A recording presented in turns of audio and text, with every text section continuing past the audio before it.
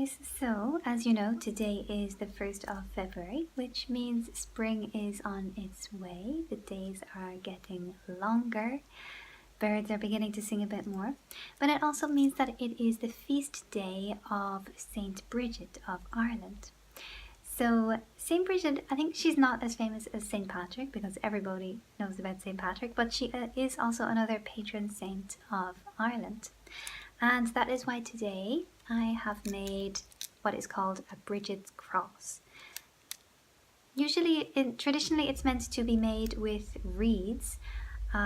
With the lack of reeds, I made it with palm fronds, and I think they worked out okay, although it is a little bit rustic because the other options are to use straw and things like that, but I didn't really want to use plastic. I think it looks better with the natural look. So I will show you how to do that.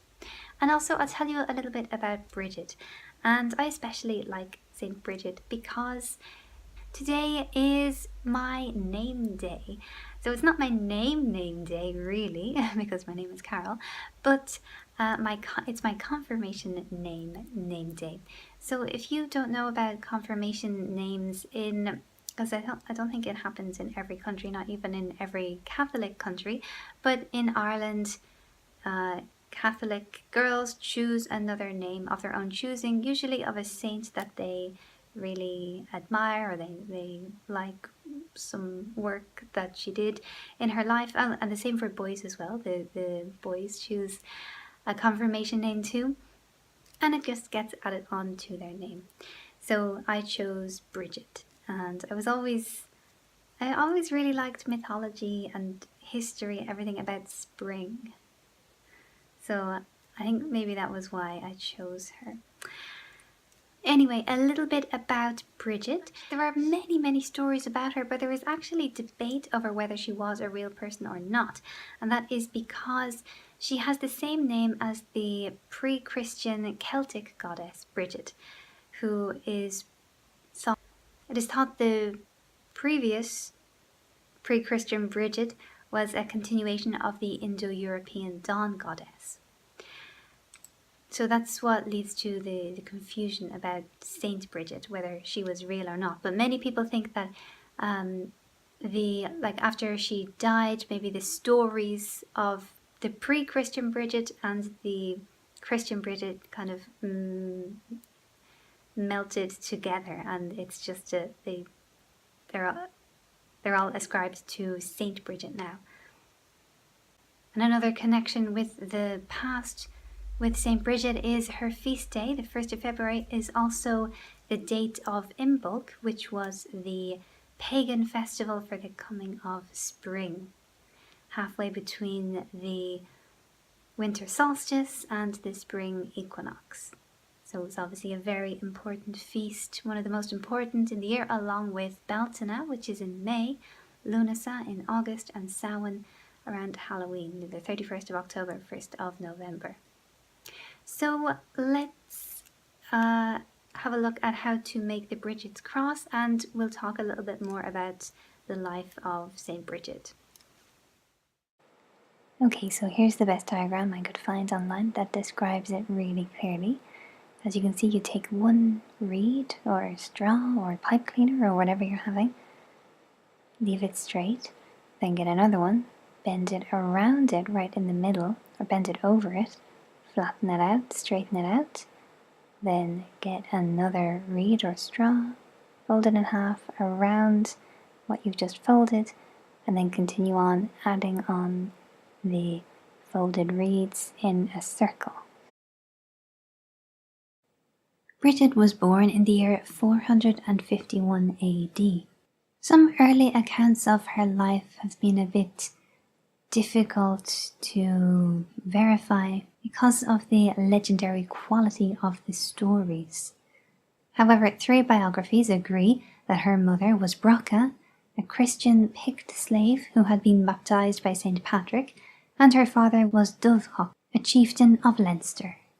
Brigid was born into slavery, and legends of her early holiness include a story about her vomiting when the druid who owned her mother tried to feed her, and she vomited because he was an impure person. However, a white cow with red ears appeared to sustain her instead. As she grew older, she performed miracles. Some of these include healing the poor and feeding them. Once, when she was a child, she gave away her mother's entire store of butter. But then when she prayed, the butter was later replenished. Then when she was around 10, she went to live with her father again instead of her mother. And she had such a habit of charity and such a generous spirit that whenever anyone asked for anything, she would donate his belongings. As you can imagine, though, this probably irritated her father, and his reaction was he took her to be sold. He took her in a chariot to the King of Leinster. While he was talking to the king, Brigid took his jewelled sword and gave it to a beggar so that the beggar could barter it for food to feed his family. And this is when the king recognized her holiness and convinced her father to grant his daughter freedom. And then her religious life began. It is said that she was veiled or received either by Saint Macal at Crowan or Saint Mael of Ardagh. Around the year 480, Brigid founded a monastery at Kildare. Kildare in Irish is Kildara, which means Church of the Oak. And she founded this on the site of a pagan shrine to the Celtic goddess Brigid, and was served by a group of young women who tended an eternal flame. The site was under a large oak on the ridge of Drumcrea. Brigid, along with an initial group of 7 companions, is credited with organising communal consecrated religious life for women in Ireland. And she founded 2 monastic institutions, one for men and the other for women. She's also credited with founding a school of art, including metalwork and illumination. The Kildare scriptorium made the Book of Kildare, which was praised highly by Gerald of Wales, but unfortunately it was lost during the Reformation. She was also very close friends with Saint Patrick. In the Book of Armagh, there is a paragraph that reads, "Between Saint Patrick and Saint Brigid, the pillars of the Irish people, there was so great a friendship of charity that they had but one heart and one mind. Through him and through her, Christ performed many great works." We've seen how she was very generous to the poor, and she is celebrated for that, but she performed other miracles as well, and a lot of them relate to healing and also household tasks. She had a reputation as an expert dairywoman and brewer, and was reputed to turn water into beer. On an occasion, when Brigid was travelling to see a doctor for a headache, she stayed at the house of a Leinster couple who had 2 mute daughters. The daughters were travelling with Brigid when her horse startled, causing her to fall and graze her head on a stone. And then a drop of Brigid's blood fell on the girls and healed them of their muteness. Once she was on the banks of the River Inny, and a woman gave her a gift of apples and sweet sloes. Later then she was in a house where there were many lepers, and they begged her for these apples, and she gave them to them.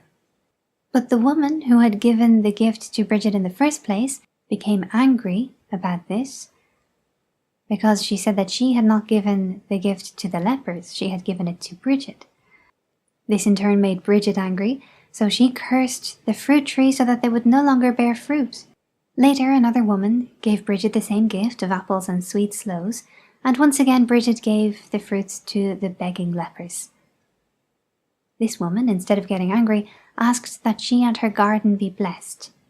Brigid then said that a large tree in the woman's garden would have twice the amount of fruit from its offshoots, and this happened. One Easter Sunday, a leper went to Brigid and asked for a cow. She said she would help him later as she was resting at the time, but he didn't want to wait, so he said he would go and look for a cow elsewhere. Brigid offered to heal him from his leprosy, but the leper said that his condition allowed him to get more than if he was healthy. So she convinced him that this was not true, and she told one of her maidens to wash the man with a blessed mug of water. After she did this, the man was healed and vowed to serve Brigid. Probably the most famous of all the stories of Brigid's miracles is the time that she went to ask the King of Leinster for land.